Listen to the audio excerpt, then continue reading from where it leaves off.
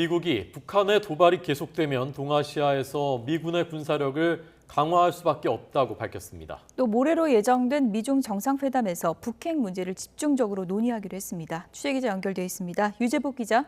네, 국제부입니다. 네, 미국이 동아시아 지역의 군사력 강화를 언급했죠. 예, 그렇습니다. 제이크 설리번 미국 백악관 안보보좌관이 캄보디아로 향하는 기내에서 기자회견을 했는데요.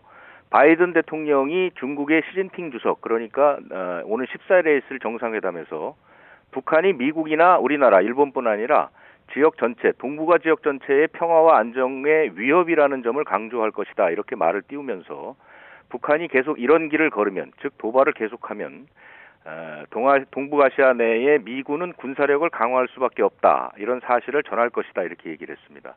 또 북한의 최악의 행동을 막는 게 중국의 이해에도 부합한다면서 물론 그것을 선택할지 여부는 중국의 선택이다. 이렇게 덧붙였습니다. 특히 북한의 잦은 미사일 발사와 7차 핵실험 가능성이 큰 지금 상황은 매우 심각하다. 이렇게 평가를 했습니다. 네, 중요한 시점인데요. 백악관의 이런 발언이 어떻게 해석되는 것입니까?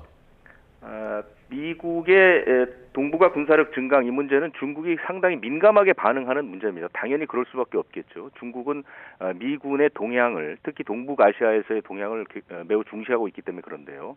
설리번 보좌관이 미국 군사력을 강화하겠다 이런 얘기를 한 것은 북한의 잇따른 도발을 저지하는데 중국이 좀 나서달라 이런 압박으로 보입니다.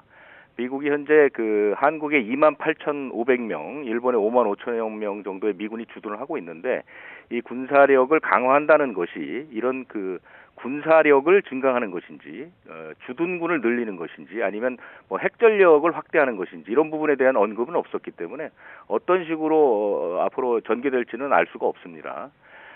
설리번 보좌관은 내일 한미일 정상회담, 이 3국이 함께 3자 안보 협력을 강화하는 것이다 이렇게 또 얘기를 했었는데요. 역시 북한 문제 그리고 타이완 문제 등으로 인도태평양 지역에서 미국과 대치하는 중국에 맞서서 3국이 협력하기를 바란다 이런 의미로 풀이됩니다. 설리번 보좌관은 아직 확정된 것은 아니지만 한미일 회담 뒤에 발표될 공동성명에 세 나라 사이 더 높은 수준의 3자 협력을 명시할 것으로 예상한다 이런 말도 했습니다. 지금까지 국제부에서 YTN 유재복입니다.